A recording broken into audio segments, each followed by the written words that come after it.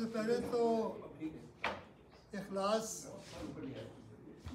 Back pack की जो हमारे नुमाइंदे इखलास, आपका शुक्रिया कि आपने प्रोग्राम मुरतब किया और दोस्तों को यहाँ दावत दी कि हम इस अहम मौजू पे बात करें।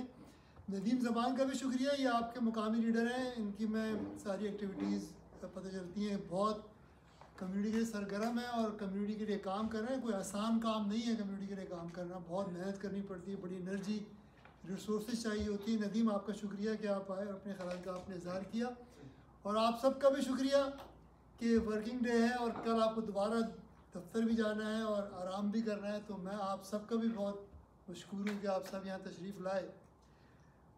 हम यहाँ जितने लोग यहाँ बैठे हैं, हम सब फर्स्ट जनरेशन इमिग्रेंट्स हैं, यानी कि हमारा जो है वो जिस्म अमेरिका में, लेकिन रूह और दिल अभी तक पाकिस्तान में अटका हुआ है, इसलिए कि वहाँ पैदा हुए, वहाँ पले बढ़े। तो ये जो दोनों मुल्क हैं, अमेरिका और पाकिस्तान, ये हमारे अहम है, इसलिए कि हम पाकिस्तान में पले बढ़े, वहाँ हमारे आबा व अजदाद हैं, उनकी कब्रें हैं, हमारी सकाफ़त है और उस मुल्क से हमें दिली लगाव है। और ये मुल्क जहाँ हम इकनॉमिक इमिग्रेंट के तौर पर आए और इस मुल्क ने हमें एक खुशहाली का मौका फराहम किया, तो ये मुल्क भी हमारे लिए अहम है। इसलिए इन दोनों मुल्कों की पॉलिटिक्स पर नज़र रखना हमारे लिए बहुत ज़रूरी है और उसमें हमें अपने तौर पर जितना हम कर सकते हैं हिस्सा डालें। इसीलिए जो आज का मौजू हमने रखा वो ट्रंप का अमेरिका और इंडिया पाकिस्तान कॉन्फ्लिक्ट। ट्रंप से मेरी पहली इंट्रोडक्शन हुई जब मैं यंग था, एनईडी से ग्रेजुएशन करने के बाद। जब आप यंग होते हैं तो आप सक्सेसफुल लोगों से सीखना चाहते हैं कि उन्होंने कैसे तरक्की की, किस तरह कामयाबी हासिल की।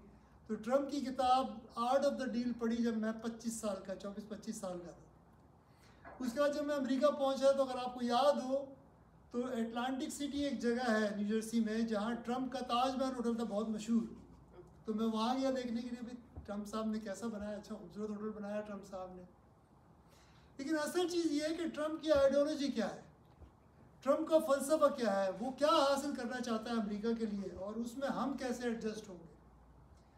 तो अगर ट्रंप की आप बिजनेस डीलिंग पर नज़र डालें तो ट्रंप पर एक केस हुआ था कि वो अफ्रीकन अमेरिकन के साथ ज़्यादती करता है अपनी स्टेट में, वो उनके साथ डिस्क्रिमिनेशन करता है। ये केस हुआ था उसके ऊपर न्यूयॉर्क स्टेट में। तो शुरू से ही ट्रंप की जो आइडियोलॉजी है वो वाइट सुप्रीमेसी की कायम है। वो समझता है कि वाइट नेचुरल रूलर्स हैं और उन्हें ही दुनिया पर रूल करना चाहिए। तो एक तो ये बात ध्यान में रखें। दूसरा ये कि ट्रंप की जो मेन सपोर्ट बेस है वो क्रिश्चियन इवेंजलिस्ट है, राइट। और इस तबके की मदद से ट्रंप का सदर बनना इतना आसान नहीं था, ख़ास तौर पे जब टाइट रेस हो। इसीलिए अगर आप देखें कि पिछले इलेक्शन में जो भी नवंबर में हुआ है, ट्रंप ने ख़ास तौर पे अफ्रीकन अमेरिकन, हिस्पैनिक अमेरिकन और मुस्लिम अमेरिकन के साथ डील करने की कोशिश की, राइट। हमारी जो ऑर्गेनाइजेशन है मैक पैक, हमने अपना एक एंडोर्समेंट प्रोसेस क्रिएट किया और हमने ट्रंप की पॉलिसियों का जायज़ा लिया। ट्रंप की पॉलिसियों का जायज़ा लेने के बाद ये बात वाज़े थी कि ट्रंप इमिग्रेंट्स के लिए मुश्किलात पैदा करेगा। नदीम ने भी अभी जिक्र किया कि पहले ये था कि इलीगल के ख़िलाफ़ जी होगा एक्शन, लेकिन अब लीगल के ख़िलाफ़ भी एक्शन हो रहा है और लोग ट्रैवल करते हुए डरते, ख़ास तौर पर जो एक्टिव हैं, जो ट्वीट करते हैं या मैसेज करते हैं, वो डरे हुए हैं कि अगर वो जाएंगे तो पता नहीं आ सकेंगे नहीं आ सकेंगे। तो लीगल इमिग्रेंट्स के लिए भी मुश्किलात पैदा हो रही हैं। और अभी कल की खबर है कि उसने स्टूडेंट वीज़ा पे पाबंदी लगा दी कुछ अरसे के लिए, रिव्यू करने के लिए। अच्छा, अब आप ये चीज़ ध्यान में रखें कि अमेरिकन ड्रीम जो है वो इमिग्रेंट ने बनाया है, चाहे वो आयरिश इमिग्रेंट हो, इटालियन इमिग्रेंट हो, पाकिस्तानी इमिग्रेंट हो, इंडियन हो, ये मुल्क बनाया ही इमिग्रेंट ने। एक तरह से ट्रंप की पॉलिसी जो है वो अमेरिकन ड्रीम के ख़िलाफ़ है। इसलिए हमारी ऑर्गेनाइजेशन जो मैक पैक है, इन तमाम चीज़ों का जायज़ा लेने के बाद और ख़ास तौर पर प्रोजेक्ट 25 का जायज़ा लेने के बाद हमने ये फ़ैसला किया कि ट्रंप को एंडोर्स करना मुश्किल है। हमारी जो ऑर्गेनाइजेशन है मुस्लिम अमेरिकन कॉकस, हमने ये सोचा कि हमारे लिए मुश्किल होगा इसको एंडोर्स करना, जो हमारी एंडोर्समेंट पॉलिसी है उसके मुताबिक। लेकिन दूसरी तरफ मुसीबत ये थी कि जी बाइडन साहब थे, बाइडन साहब ने जो गाज़ा में किरदार अदा किया, उसके बाद हमने डेमोक्रेटिक पार्टी को क्लियरली कहा कि इनको एंडोर्स करना हमारे लिए मुमकिन नहीं है, या तो हम किसी को एंडोर्स नहीं करेंगे और या फिर आपको कैंडिडेट बदलना पड़ेगा। तो जब बाइडन ने फैसला किया कि वो नहीं आएंगे, तो फिर हमने रिव्यू किया अपने प्रोसेस को और एक फ़ैसला किया। लेकिन अब अमेरिकन सदर डोनाल्ड ट्रंप है और हमें उसी से डील करना है। अब सोचने की बात यह है कि ट्रंप क्या जो फैसले कर रहा है वो शॉर्ट टर्म बेसिस पे है या लॉन्ग टर्म बेसिस पे है। तो मैं आपको ये कहूँगा कि आप ट्रांजैक्शनल से हटकर एक ओवरऑल जायज़ा लें कि अमेरिका की फॉरेन पॉलिसी क्या है। आज अमेरिका की फॉरेन पॉलिसी सन 2000 से इज टिल्टिंग टुवर्ड्स एशिया, क्योंकि चाइना एक इमर्जिंग पावर है। अगर आपको याद हो तो सदर बुश ने इंडिया को सबसे पहले सिविल न्यूक्लियर डील ऑफर की, राइट। उसके बाद ओबामा ने हिंदुस्तान को कहा कि जी हम आपको यूएन सिक्योरिटी काउंसिल की परमानेंट सीट देंगे, और उसी दौरान प्रेसिडेंट ओबामा ने अनाउंस किया कि जी हमारा पिवट टू एशिया है, यानी कि वो मिडिल ईस्ट और यूरोप से हटकर they are pivoting to Asia. इसका मतलब ये है कि अगर वो चाइना से compete करना चाहते हैं एशिया में, तो उन्हें कुछ अलाइंस की ज़रूरत है। अगर आपने सुना हो एक टर्म निकली थी, और मैं इसका क्रेडिट लेता हूँ, सबसे पहले मैंने ये अपने आर्टिकल में लिखा था कि जी अमेरिका एक एशियन नाटो बनाना चाहता है, जिसके अंदर उसके पॉसिबल पार्टनर जो हैं वो इंडोनेशिया, इंडिया, ऑस्ट्रेलिया, जापान और साउथ कोरिया है। तो मैं आपको ये कहना चाहता हूँ कि ट्रंप एक सदर अपनी टर्म पूरी करके जाएगा, लेकिन अमेरिका की ओवरऑल पॉलिसी जो है वो पिवट टू एशिया है, और उसमें वो हिंदुस्तान को एक अहम पार्टनर समझते हैं। इसीलिए जो चाइनीज़ फैक्ट्रीज शिफ्ट हो रही हैं वो 2-3 मुल्कों में हो रही हैं, जिनमें से एक हिंदुस्तान है, थाईलैंड, वियतनाम। तो आने वाले सालों में उम्मीद ये है या अंदाज़ा ये है कि अमेरिका की स्ट्रेटेजिक कोऑपरेशन, कोलैबोरेशन हिंदुस्तान से बढ़ेगी, और ऐसी सूरत में पाकिस्तान को मोहतात रहना चाहिए। अब जो मौजूदा सूरत हाल में अभी जो हिंदुस्तान पाकिस्तान में झड़प हुई है, जंग नहीं हुई, मैं इसको कहता हूँ झड़प है, ये जंग नहीं है।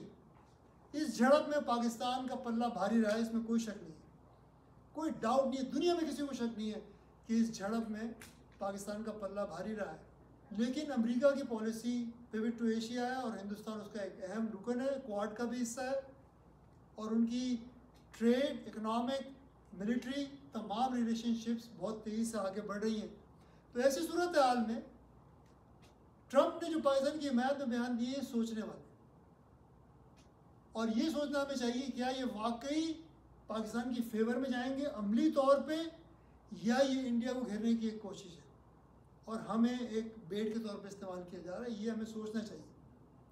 इसलिए मेरा जो मशवरा है गवर्नमेंट ऑफ पाकिस्तान को, मैं चंद साल पहले तक फॉरेन पॉलिसी पे एडवाइस भेजता था, उसमें से मेरा एक मशवरा उनको ये है कि जब भी कश्मीर की बात हो तो सालिसी P5+1 फॉर्मेट पे होनी चाहिए, जिसमें अमेरिका, चीन, रशिया, यूरोप, पाकिस्तान और हिंदुस्तान, और 1-to-1 टेबल पे अगर बैठे अमेरिका के साथ तो चांसेस ये हैं कि शायद हिंदुस्तान को फ़ायदा हो। तो अब बात ये आती है कि जी हिंदुस्तान क्या चाहता है, क्योंकि हमारा मेन कंसर्न तो इंडिया पाकिस्तान रिलेशंस है। जब मोदी पहली दफ़ा प्राइम मिनिस्टर बने तो एक अननोन एंटिटी थी, मेरे लिए अननोन एंटिटी थी। मैं नहीं जानता था कि मोदी साहब की हिस्ट्री क्या है, बैकग्राउंड क्या है। तो मैंने उनकी बायोग्राफी पढ़ी, और उस बायोग्राफी से अंदाज़ा हुआ कि मोदी साहब बुनियादी तौर पर एक मजहबी इंतहा पसंद है। यानी कि ये मत सोचेंगे इंतहा पसंदी का जो इल्ज़ाम मुसलमानों पर होता है सिर्फ मुसलमानों में इंतहा पसंद है, हिंदुओं में बहुत ज़्यादा इंतहा पसंदी है, और मोदी साहब उसके लीडर हैं इंतहा पसंदी के।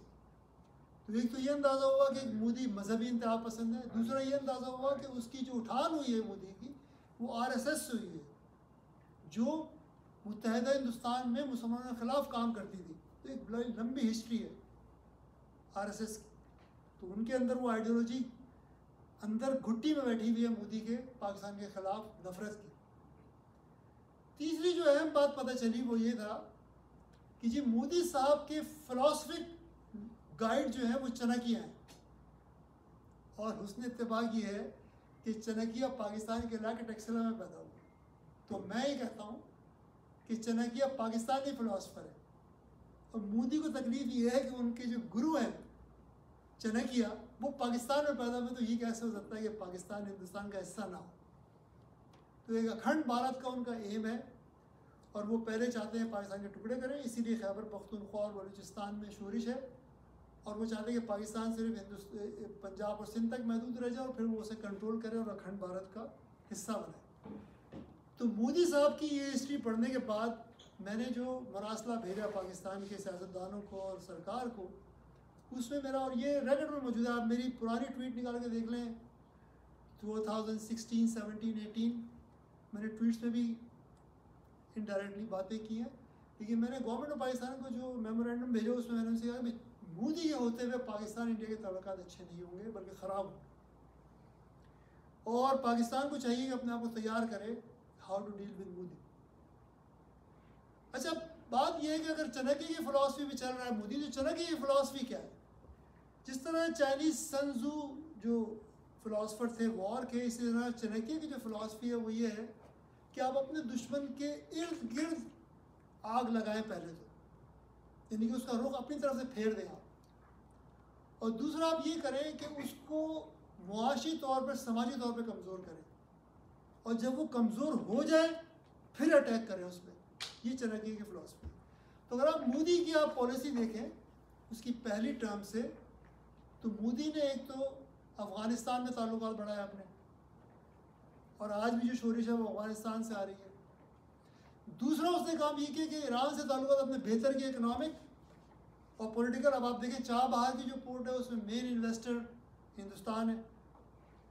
तीसरा मोदी ने ये किया कि जो पूरी दुनिया में प्रचार किया कि पाकिस्तान टेररिज्म को सपोर्ट कर रहा है, और ये कहा हर कंट्री से कि अगर आप पाकिस्तान से ताल्लुकात रखेंगे तो हिंदुस्तान की मार्केट आपके लिए मौजूद नहीं है, हिंदुस्तान की ताल्लुकात आपके साथ नहीं हो सकते, आप पाकिस्तान से ताल्लुकात आप कम करें या उनमें सरदमोहरी पैदा करें।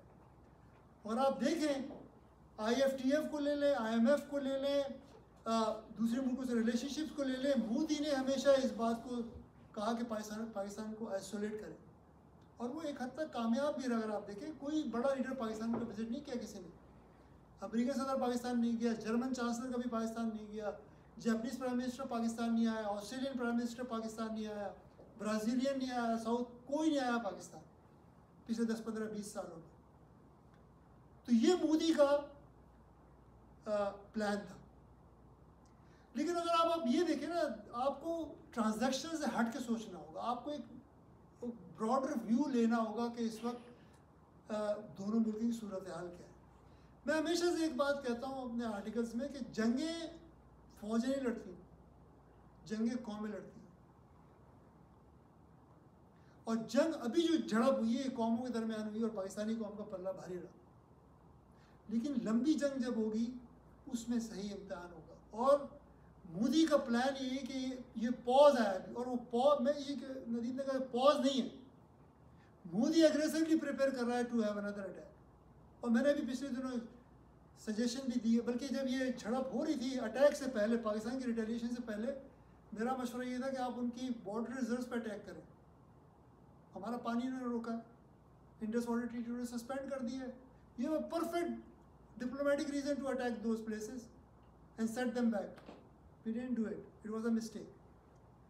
खान साहब 2018 के इलेक्शन से पहले मोदी से मिलने गए, अगर आपको याद हो, मैंने खान साहब को मैसेज किया, खान साहब ना करें, गलत डिसीजन है, डोंट डू इट। ये खान साहब गए, बहरहाल he is a leader, he had his own view. उसके बाद खान साहब जब प्राइम मिनिस्टर थे, नदी में जिक्र किया, पुलवामा का अटैक हुआ, उस वक्त पाकिस्तान ने 2 जहाज़ गिराया, आपको याद है, एक पायलट पकड़ा हमने। मैंने फ़ौरन खान साहब को और पार्टी को मैसेज किया कि उसको वापस मत करें पायलट को, use it as a tool, get them on the table कि जी आओ, आपने झड़प की है, पायलट चाहिए आपको, टेबल पे आओ, बात करो, let's open the dialogue. They didn't do it, they came under pressure and they sent the pilot back. It was a big mistake, big opportunity lost, and it gave Modi confidence that he can do it. The other thing is, जब इसने illegal इल्हाक किया कश्मीर का, आपको याद है, मैंने फौरन demand की कि जंग मशक़ी की जाए, to show you resolve that you will not accept this change of status quo। भाई जब ताइवान पे अमेरिका किसी को भेजता है, नेल्सी पेलोसी के, फौरन जंग मशक़ी शुरू कर दी उन्होंने। जंगी मशहूर का मतलब ये नहीं जंग हो रही है. जंगी मशहूर का मतलब होता है you show your resolve कि we are ready to fight for our rights, to fight for UN resolutions. You can't do it. We didn't do it. It was a mistake. Khan साहब ने कहा जी हर जुम्मे को हम प्रोटेस्ट करेंगे, याद है ना? हर जुम्मे को प्रोटेस्ट करेंगे. You don't do that. You do what you did now. You hit them back and tell them we are ready to fight with you. तो सिचुएशन ये है कि मोदी के होते हुए जंग के खतरात हैं. देखें मोदी को आप देखें, पूरी जिंदगी उसने एक मकसद के लिए काम किया. Can you imagine him going home as a loser? I don't think so. Indian nation is on an upswing. It's a fact. People are investing. They feel, you can feel their pride. Even Muslim Indians, they feel pride. India is an emerging power. It's a part of BRICS, part of Quad, part of G20. They're everywhere. They are being considered as a member of a UN Security Council with a veto power. So they're an upcoming nation, just like Chinese were a little while ago. So वो ये feel करते हैं कि मोदी ने बेइज्जती कराई उनकी. They will not forgive Modi for it. अब मोदी का सर्वाइवल जिस तरह नदीम ने भी कहा कि वो he has to strike back. So जंग के खतरा भी हैं. ठीक है, अगर आप दोनों कौमों का मुवाजना करें, देखिए as a politician, my role is not to give you false dreams जैसे रिवाज है आजकल. नहीं, I will tell you the facts. Then I will tell you what is the road we should take to be a stronger nation, to be a prosperous nation. So the situation right now is that India is an emerging power. Their economy is growing. Their foreign reserve is $650 billion. Apple is putting factory there. Google has a big center there. Microsoft has a big operation there. Everybody is investing in India. Indians are feeling in games they are performing better than us. They are getting rewards, championships. Their movies are watched all over the world. As a culture, they are recognized as a major culture. So they are an upcoming nation. Where are we? Where are we? February 8th, the nation gave a clear message that the status quo is unacceptable. I say that was not vote for a PTI. PTI just became a vessel. It was a vote that the nation wants change. They don't want to live in the Pakistan of the past. They want to create a new Pakistan, a better Pakistan, a stronger Pakistan for the future. What did we do? We reject that message. We continued with the same old policy of installing puppets and controlling them and creating policies that are short-sighted, that are transactional, that are devoid of vision, that are devoid of a clear destiny. Where are we heading? Who are we as a nation? So we lost another opportunity.